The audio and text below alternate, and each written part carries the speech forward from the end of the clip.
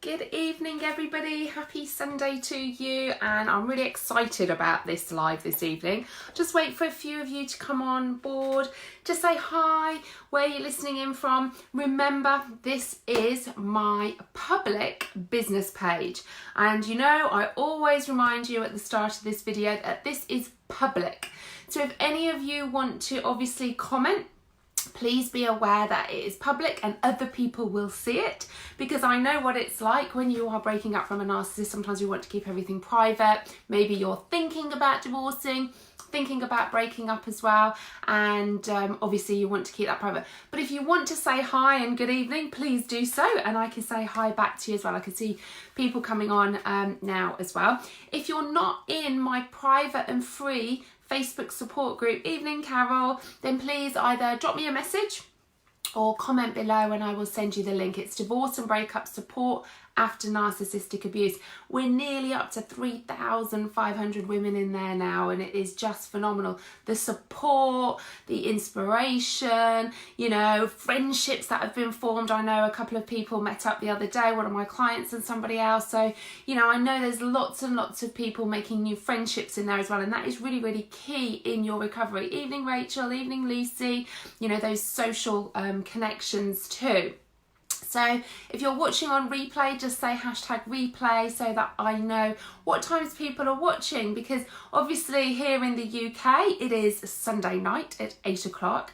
So I always time it really nicely where I say to my kids, right, I'm doing my live, go and clean your teeth, get ready for bed, and I'll come and tuck you in afterwards, and it times it perfectly as well. So I'm looking forward to tonight's live. Again, if you've got any questions, please ask. If you ever want to ask me anything, you can drop me a message, and obviously go and have a look on my website. All my services are on there, and if you ever want to have a chat about one-to-one coaching, then obviously just give me a shout and I can chat to you about that. But tonight is something that I've been really looking forward to doing this, actually, because it's kind of something I've devised myself. It's something that I kind of recognised through my own journey, through my own healing of narcissistic abuse as well. And it's all the stuff that I've learned. So it's kind of personal experience, professional experience, education, research, all of that culminating together in what I believe are the 3 stages of narcissistic abuse recovery. Because I see a lot of people doing maybe 1 or 2 of these, but I think, evening Erica, if you don't do all 3 of these, at some stage it will come back and bite you on the butt. You know, you will get triggered by something else will happen in your life. You might think you're okay for a couple of years, maybe you find yourself in another relationship, but ultimately it will always come back if you don't go through what I believe are the 3 stages of narcissistic abuse recovery. And that's what I'm going to talk to you about tonight, the 3 different stages for you too.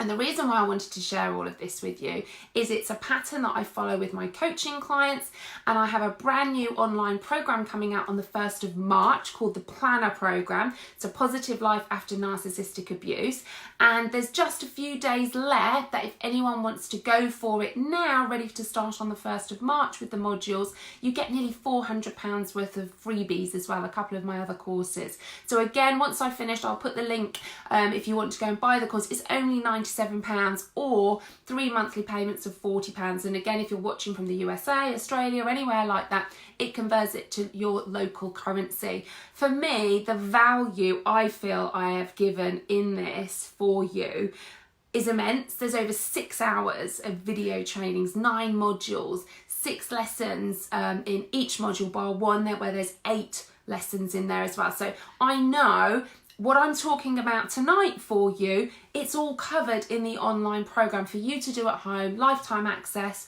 for you to then obviously move forward and heal and recover. So I try and keep the prices right for everybody. So, you know, I get not everyone's going to afford one-to-one coaching, but I want to get this in everybody's hands because I know what a game changer it can be for you. So I wanted to talk to you tonight about the 3 different stages of narcissistic abuse recovery. So the first stage is perspective. Okay, so they're all 3 P's for my 3 stages. So the first one is perspective. Now, those of you who are in a narcissistic relationship or you've come out of one, that didn't happen by chance, okay? There are reasons for that, okay? Now, that is not to say it is your fault, because it absolutely isn't. But it is your responsibility now, knowing all of this, knowing you've been in a relationship that wasn't right, that was toxic for you, not to make those same mistakes again. Because very often I see people, evening Martha, I see people jumping from relationship to relationship, friendship group to friendship group, even with their family members, and they are attracting the same type of personality all of the time. Now, I get it, if it's your family, there's not a lot you can do about that, other than obviously the skills that I teach, because you can't just suddenly not see or speak to your family. So a lot of what I coach is very relevant to friends, to family as well, but obviously my speciality being a divorce coach is relationships, so narcissistically abusive relationships within a marriage, or boyfriend-girlfriend, boyfriend-boyfriend, girlfriend-girlfriend, you know, it's all to do with relationships. So perspective, so what exactly does perspective mean? Perspective is a level of understanding. So there's a number of different things that you need to understand. Now, we use the label narcissist, obviously, for what we think our partner or ex-partner is. And sometimes, and I see this a lot, I see it in my group, I get asked a question where people say, am I the narcissist? You know, maybe it's me, or maybe they've only got a few traits of narcissistic personality disorder. Are they really a narcissist? And, you know, to classify a narcissist or narcissistic personality disorder, there's actually an American manual called the Diagnostic and Statistical Manual, and it's got all the personality disorders in there, and narcissistic personality disorder is in there.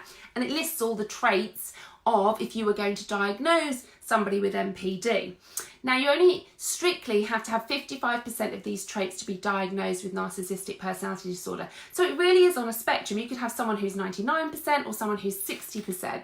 So there are, you know, genuinely a spectrum for that. However, even if it's 55%, there's still going to be devastating consequences for you. So, you know, ultimately, they don't get diagnosed, because I see a lot of people saying things like, well, how do you know they're a narcissist? You know, it might just be somebody who wasn't very nice to you.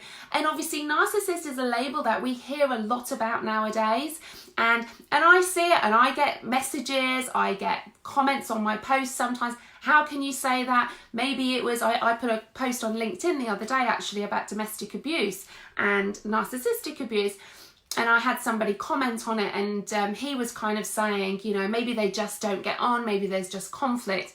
And yes, that can be the case, but it is very specific. So sometimes, rather than wondering, are they a narcissist, it's looking about how you feel within that relationship.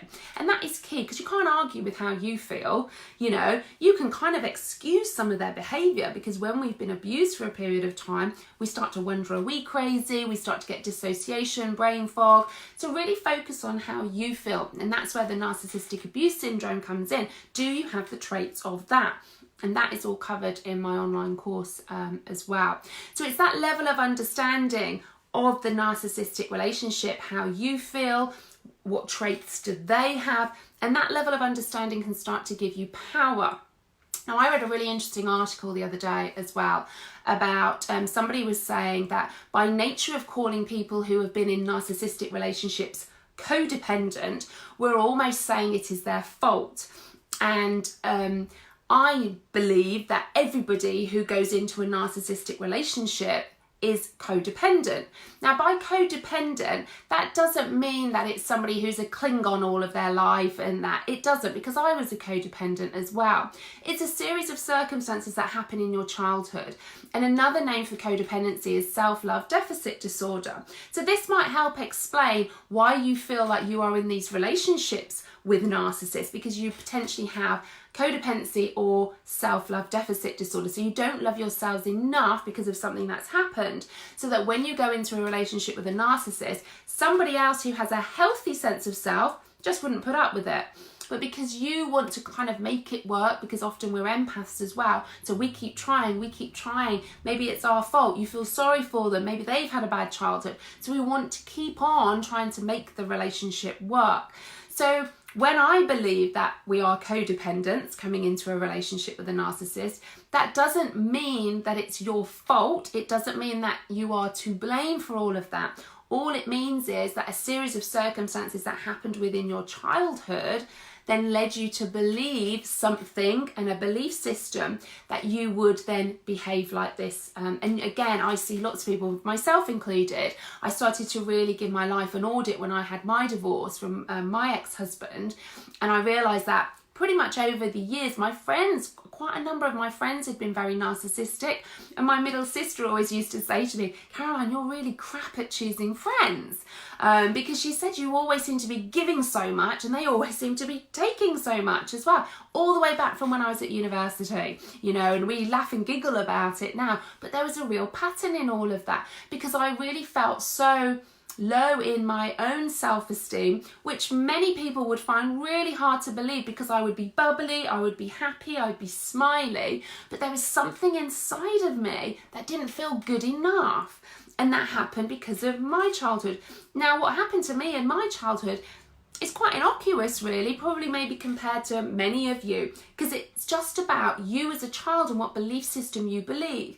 Now, some of you will have heard my story before. My dad used to score me for my gymnastics in the lounge, and he would say 9.99 recurring. So for me, I'd be like, right, again, and I'm going to get that 10, I'm going to get that 10. So I would keep trying, and he'd never give me a 10. You know, he'd never say he was proud of me. So all of these things as a child would be embedding into my subconscious. Not good enough then, not good enough again. And my mum, who isn't here anymore, God rest her soul, was such an innate people pleaser. If I make everybody else happy, maybe I'll be happy. And was she ever happy? I don't know. She wanted to make others happy. She put everybody else's happiness before her own. So my blueprint then, going into my teenage years and into my adulthood, was I'm not good enough and I'm going to make everybody else happy, because maybe if I do that, I might feel good enough. So I was placing all of that in other people's hands. So it was no surprise that I found friends that were narcissists, relationships that were narcissists, and I ended up in a 14-year relationship with my ex-husband as well, who was a narcissist too. So there's no surprise with any of that. So there's that level of understanding then of why I found myself in those relationships. Now, you may have seen that I have been going and training in something called rapid transformational therapy. For me, this is an absolute game changer. Talking therapy is fantastic, really, really good, and I'm a real advocate of counselling and therapy, but there is something about rapid transformational therapy that really, really excites me, because what happens in rapid transformational therapy is we regress you back to your childhood, to go back to 3 to 5 scenes to find out where these belief systems were formed.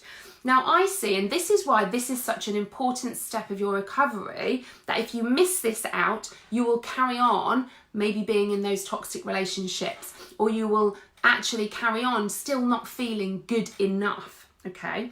So what happens in RTT is you go into hypnosis, which is all hypnosis is. It's not like you're going to be going around like a chicken or anything else like that. All hypnosis is the fact that you are in a deep state of relaxation and you can tap into your subconscious, because these are where you have 3 different levels of consciousness. You've got your subconscious, your unconscious and your conscious mind. And in your subconscious, these are where your belief systems are formed from in your childhood.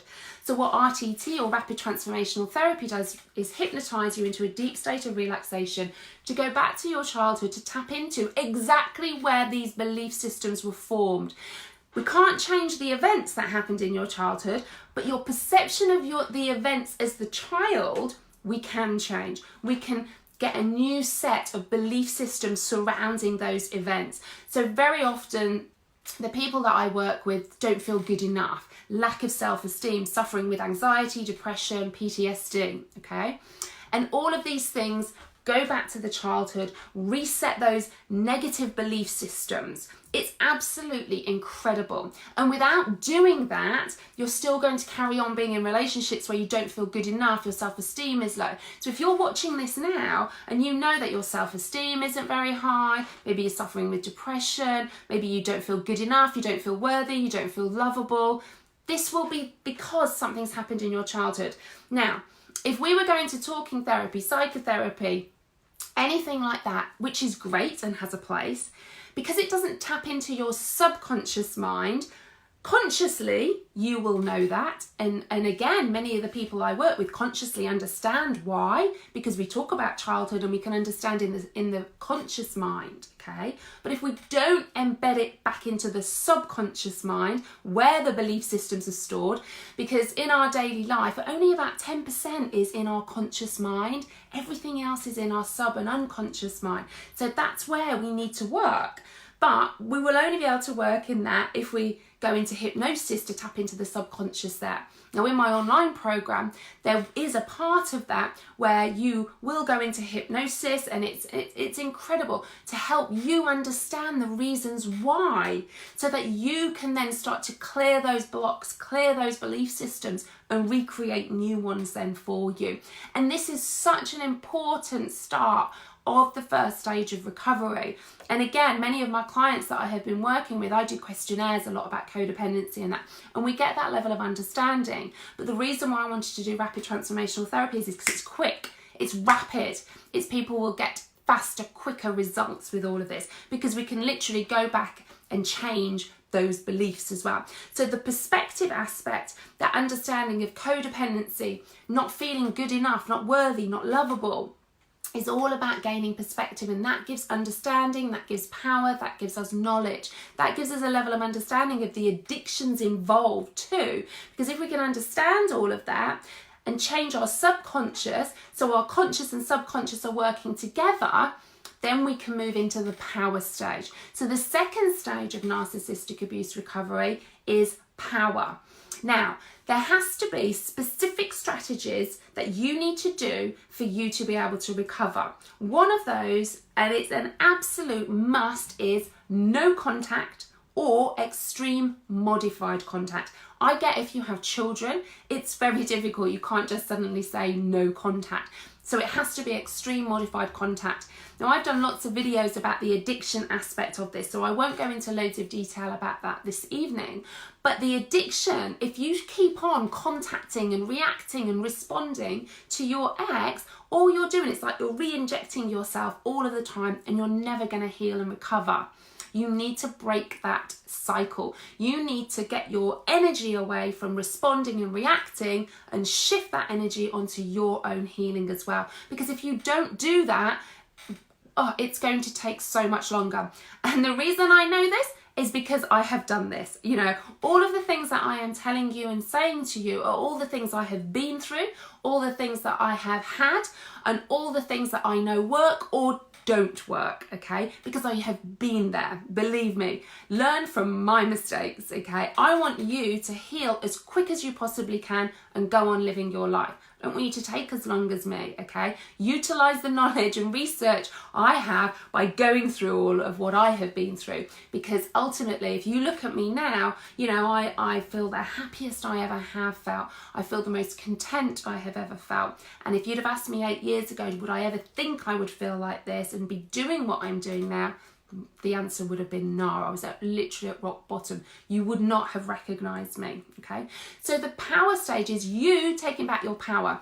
So many people that I speak to feel like their ex has all the power, but they have all the power because you are allowing them to have all of the power. We can't change how they behave. We can't do that. And so many people spend so much time wanting them to behave a certain way. Be like this with the children. Do this. Do that, apologise, validate, and you're sat waiting for this to happen, and it's not going to happen. So you have to let go of that. You can't control what they do, but that doesn't mean then you have no control. Your control comes from knowing that. Knowledge is power, remember. And then that knowing of that, you can then, the environment around all of that, hi Joe, means that you get that control. So if you know they behave a certain way with your children that you're not happy about, maybe they eat rubbish food all the time or sit and watch TV, you can't control that. But what you can control then is how much TV they watch with you, what food they eat with you as well. So they're seeing two different spectrums there too. The more you try and control what they do, the more you are feeding their narcissistic supply, and that's what they want, okay? So you need to let go of that and focus the energy on yourself. So no contact and extreme modified contact is a really important stage in the power stage as well. Then you've got all of the addictions. There's all the things about daily things that you can be doing. So it's all about key strategies. So with the no contact or extreme modified contacts, that's blocking on everything and social media. And that does not mean setting up a new account so you can go and have a sneaky look when you want. And I know that. Don't be doing that. Block on everything other than email. Or I've got a great online parenting tool. And again, if you go to my website, carolinestrawson.com, have a look at the parallel parenting tool on there and have a read about it. It is brilliant. I highly recommend it to all of my clients as well, because it's a platform that you can communicate with your ex, but puts the children very firmly at the centre of it, and it really helps dial down the heat and the emotion involved as well, and it's fantastic. So, and if you want to know anything more about that, then obviously just drop me a message, but have a look on my website because there's more information on there about that too. So that is really key. So either block on everything and only email. If you've got no children, just block, literally just block. You know, and then if they manage to get through to you, you block that. You literally have to shift your energy. Don't react, don't respond, because all you will be doing, because remember, they like to hoover back and forth. Be nice 1 minute and then they're nasty. Be nice and nasty, nice and nasty. You're kind of thinking, well, maybe they might be all right again. Maybe I could go back to them. No, they won't change. They will never recognize that something is wrong with them. It's everybody else's fault, okay? So the power stage is about things you can do on a day-to-day basis. They're things that you can do, obviously, with the no contact. It's understanding. So unfortunately, my narc ex won't use the parenting app, and you say it's impossible to change them. Absolutely. So Serena, 2 things that I would say there.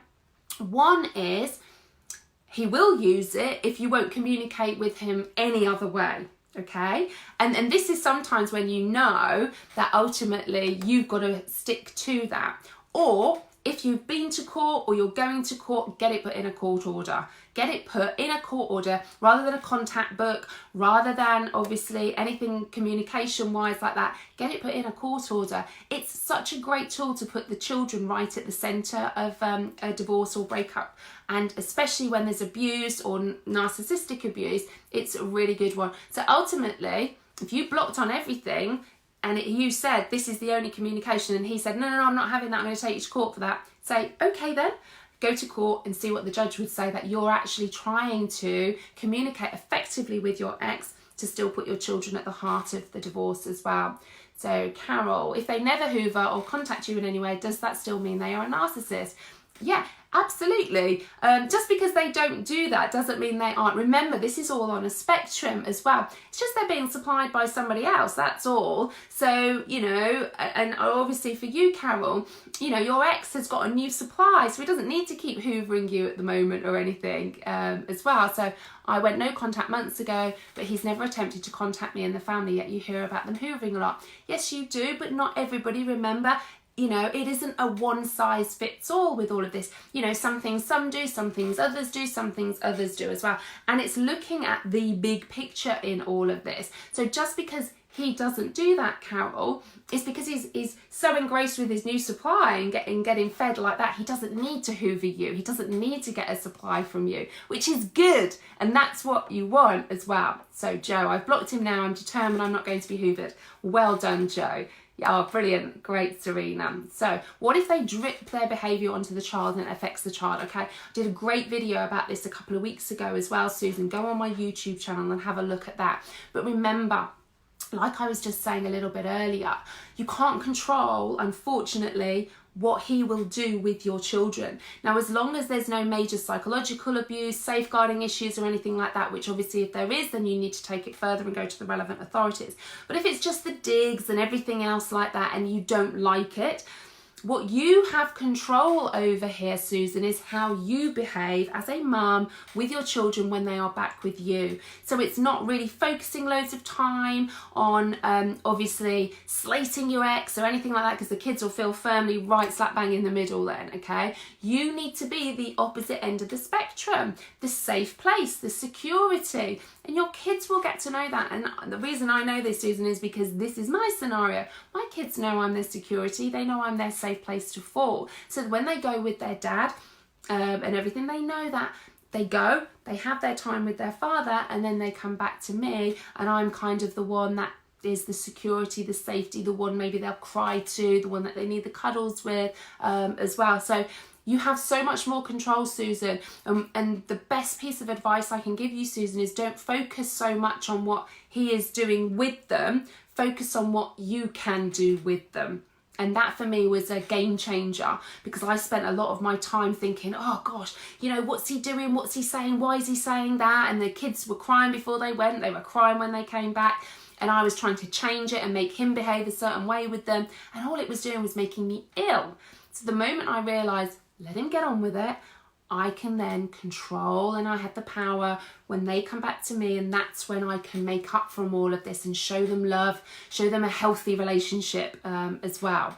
So it does make life easier to think of me and my power and perspective. Absolutely. And that's the thing. You have so much more power than you think you do, but we spend so much time focusing on our ex. We need to stop all of that. And again, in my online course, the Planner Program, there's modules on how you can really step into your power here, so you feel like you are in control. So we've got the perspective stage. Remember, going back where the belief systems were formed in our subconscious, you know, understanding what a narcissist is, understanding, do we have narcissistic abuse, codependency. Then we've got power stage, where we're thinking of no contact, day-to-day strategies of how we cope when we wake up in the morning and our heart is racing and we feel really, really anxious. But again, if we're really looking at feeling love towards ourselves, this will really start to help dial down all of that, because anxiety comes from fear of the future, fear of lacking control. But if we're starting to step into our power and take control back, this can really help to start to diminish those feelings of anxiety as well. So the third stage is positivity. So we've got perspective, power and positivity. And they're the three stages of a narcissistic abuse recovery. Because remember, if we don't get that perspective to start off with, then even if we're trying to go into our power stage and we start to be more positive, if we've not reset those belief systems, we're going to go into another relationship where it might not work out and we're just not feeling lovable, good enough, worthy again. Okay? We need to reset that. If we do the perspective, but in the power stage, we're not doing no contact and we're reacting, we're responding, all we are doing is re-injecting ourselves and keeping addicted to the narcissist, and we're not going to heal, and we're massively slowing down our healing process then. The positivity stage is, if you do perspective and power, the natural thing then is positivity. I don't just want you all to bounce back. I want you to catapult and bounce really firmly into the future. You deserve to live a positive life after narcissistic abuse. That's why I call my online program, the Planner Program, Positive Life After Narcissistic Abuse. I see so many people feeling like there is no light at the end of the tunnel. It's dark, it's gloomy. I'm never going to feel the same again. The words we use to ourselves, that inner critic all of the time as well. It's just awful how we speak to ourselves. The brain responds to what we tell it. So if we're telling our brain all the time, I'm never going to feel the same again, I'm never going to meet anybody again, I'm never this, I'm never that, I'm not good enough this, I'm not worthy that, your brain thinks, okay, then that's how it will be. That's how your life will be, and it will react like that. So you've got to shift how you are speaking to yourself, because if you keep on telling yourself all of these things, then guess what? You're going to feel all of these things and you will be all of these things. And the brain responds to what you tell it, which is great, because that means it's in your hands. It means your healing and recovery is in your hands. But we need to do these steps as well. So Susan, thank you. I never say anything bad. Justy tells our son he has no food and says awful things. Then tells son not to say anything. Left my son suicidal. Wow. Well, I hope your son's getting counselling as well, Susan. RTT is actually really, really good for things like this too. So, you know, I know lots of people who do RTT on children as well, because again, it helps reset those belief systems. And it sounds like your son, obviously being suicidal, again, just feels totally out of control with everything as well. But it sounds like you're trying to do a wonderful, wonderful job, Susan. So, you know, big up to you as well. So Serena, shall we speak positively to the narc person in our life? So I would say you speak with no emotion to the narc person in your life. Firstly, why are you seeing the narc in your life? Is it when you're kind of hand over time with the kids or whatever? And I would say it's no emotion. It's polite no emotion, okay? So, you know, it doesn't mean that you have to row. It doesn't mean that you have to be, oh, hi, how are you? Anything like that. It's just polite no emotion. They don't need to know anything about you at all, nothing. It is just you zipping on a Teflon suit, knowing that you can just be polite in that moment, no conversation, no nothing. It is what it is, and move on as well. Sarah, I try to be positive most of the time, which can be hard, but I'm getting better at it. You absolutely are. Just sometimes you have little snippets that come back into your mind about certain things. You are 8 years on now. Does it ever go away, or will you always remember certain things or emotions, especially when your ex is a narc? Because I can guarantee, well, same here. Mine doesn't stop. I still get emails from mine now, Sarah, and this is what, 8, 9 years on as well. But for me, because I've gone through all of these 3 steps, which you will as well, it really is irrelevant to me. I don't even react. I don't even respond. I even smile sometimes when I get some of the emails, because I think exactly the response I thought he would give. But I have no emotion around it. Genuinely, when I see him, it means nothing. You know, when he says something, it means nothing. I don't have a reaction at all. It really is irrelevant. And I know that might seem an absolute impossibility. That's why I've created the planner program. That's why I do my coaching. That's why I know these 3 steps are so vitally important, because if you're missing any of these out, then I know from personal experience, you always go back to one of them. So if you don't have all of these in place, you'll slow your recovery down, or you'll have lots of triggers. Now, I'm not saying that when you're going through this process, you won't have moments, because again, you know, time is a healer too. But this will massively accelerate your healing too. And, you know, I mean, Sarah, think about how you were 2 months ago, for instance, in that scenario, where you are now. So, you know, it's not going to happen overnight. You know, narcissistic abuse is insidious. It happens over a period of time. So it's not going to be a case of one morning you're going to suddenly wake up and go, I'm healed now. You know, that's not going to happen, okay? It will be a process, but you know what? Everything you're learning about yourself, everything you're learning about people and those around you, this is such a learning curve for you. And I always think, you know, I am so grateful to my ex, because he's actually taught me so much about myself that I actually probably needed addressing as well, with not feeling good enough and worthy or lovable from before I got married to him. But he just highlighted all of that and has now made me really dig deep and look at all of that for me to truly heal and move forward then. And I can, you know, impart that onto my children too. So Carol, not reacting after all this seems impossible, but I can't wait for that, and it will be amazing. Absolutely. But again, it's about being proactive. It's about making sure you're watching very carefully the words you are saying to yourself, surrounding yourself with the right people. And that's also in the power stage. Who are you surrounding yourself with? Are you still telling your sad story all of the time to people? Stop doing it, because all you're doing is re-injecting yourself all of the time, and you're staying stuck. And again, all of this is covered in the planner program, you know, giving you really, really key strategies for you to utilize and do with downloadable worksheets, so that you've got all of this, so you can have these checklists, you can have, you know, literally a system of recovery. And then the positivity aspect is, and this is something for you to use as a blueprint for the rest of your life, and you can use this with your children as well. So this is when the positive psychology comes into play too. So it's looking at the 6 different pillars of happiness. So positive emotions, engagement, relationships, meaning, achievement, and health. And it breaks each one down, looking at your key strengths as well, of how you can then increase these. So you get to do in the planner program a perma profile to see where you are on all of the scale here. So then you know where you need to be working, how you can increase your levels of happiness as well. So Serena, I believe that feeling of no reaction as I've got to that place with my narc mum. Well done. Now I'm in a new old place with narc ex. Have you managed to spread that feeling of no reaction to any other narc people in your life? I suppose I'm saying, once you've achieved it for the first time, is it easy to transfer to someone else? Yes, it is.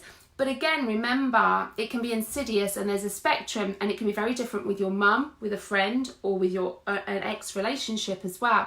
Your mum can be very difficult because she's obviously your mother, and there's all of those emotions involved, and you still have contact potentially with her. But again, all of this is really, really down for you, Serena, to have key boundaries. Boundaries with your mum, definitely. Boundaries with friends.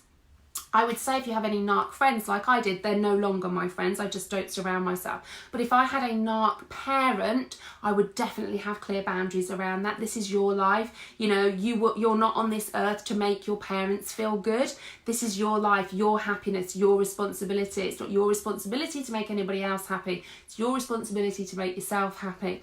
And then with your relationship, knowing you've had other narcissistic relationships, once you start to get the level of understanding, it just means then that understanding of what you've been through gives you knowledge, gives you power. So yes, you can heal quicker because you have that level of understanding. You know, I know now, Serena, I'm never going to be in a relationship, friendship, or obviously I'm married now anyway, but with somebody else that is a narcissist, because I know all the red flags to look for. I know everything about it. And I know people when I meet them and I talk to them and they say stuff, I think, okay, and there's narcissistic tendencies, you know, and I just keep very clear boundaries. I don't get heavily involved with people like that. I just kind of keep my distance as well.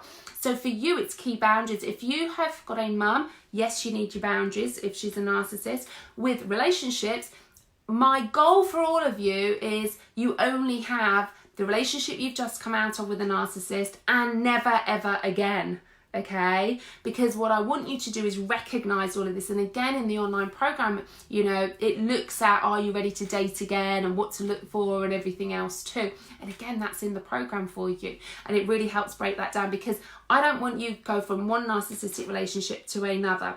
This is why there are these 3 key areas for you for your recovery.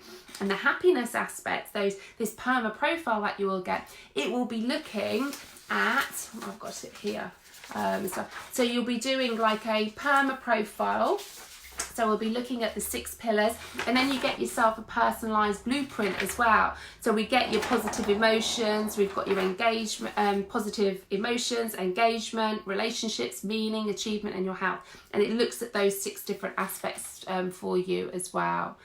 Here we go. I believe that feeling of no, oh yep, that was yours, Serena. So Becky, after spending a really horrid day with my ex and our son, I can't believe I turned on Facebook and this is what I saw first. I need to take back control and stop facilitating his time with our son. Absolutely, Becky. Now, let me just tell you this, Becky, because I had a guess, I know why you have been doing this. You think this is the best for your son, okay? Because I'm sure you're an amazing mum. And I've been that. I used to facilitate my ex coming to our house, and he'd come in the house.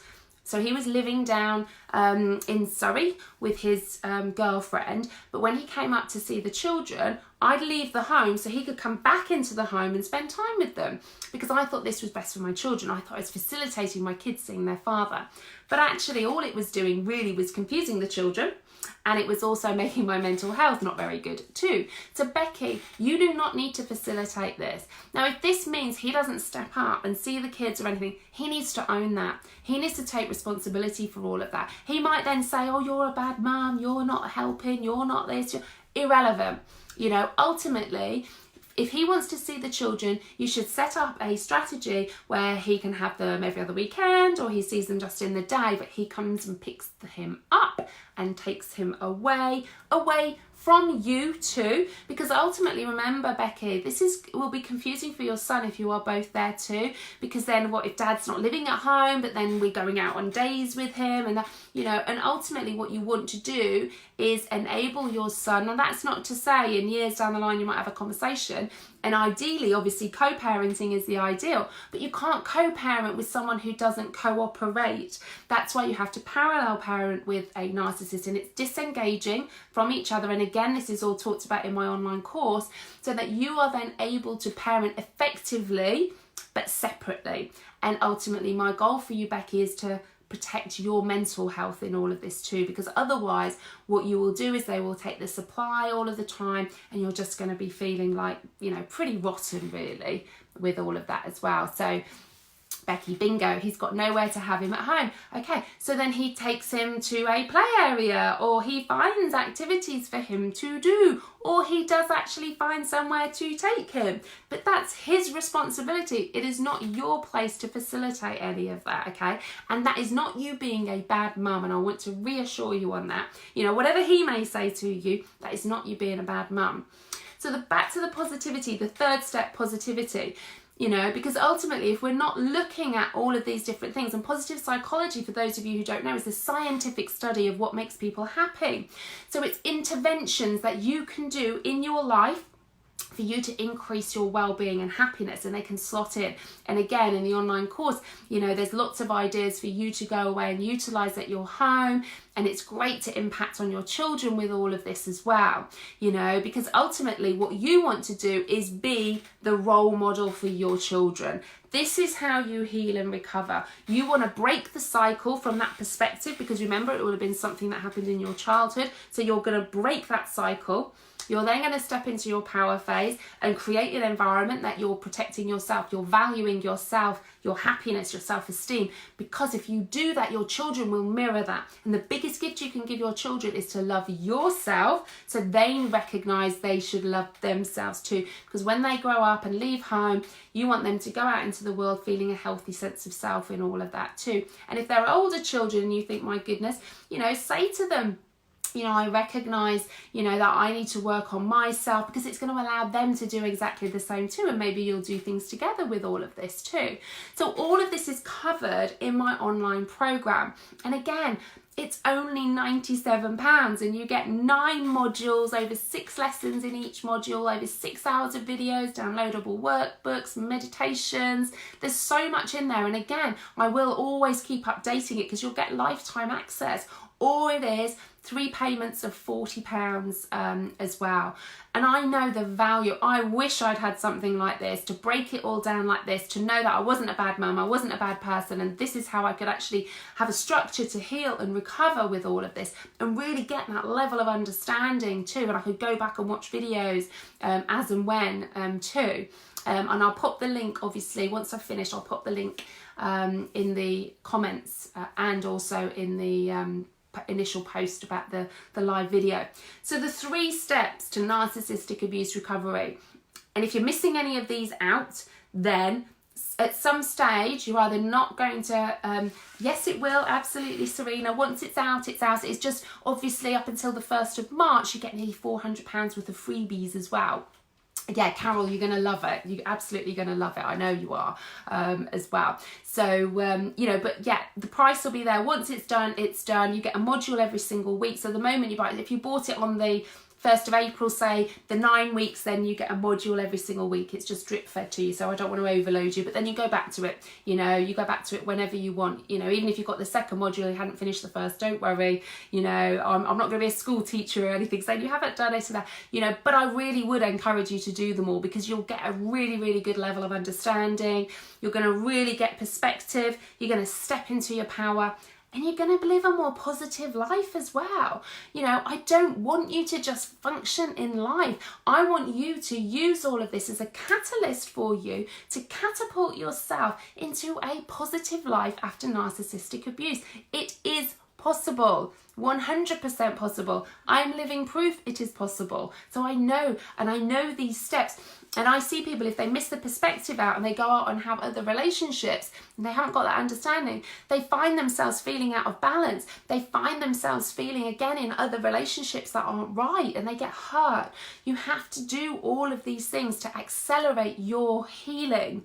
So remember, if you're not in my private group on Facebook, hi Lisa, if you're not in my group, Divorce or Breakup Support After Narcissistic Abuse, then obviously pop me a message on Facebook and I can get you added to the group, or I'll send you the link as well. I'll pop the link to the course, have a read about it all as well. I break down all the modules for you so you can have a read about it as well.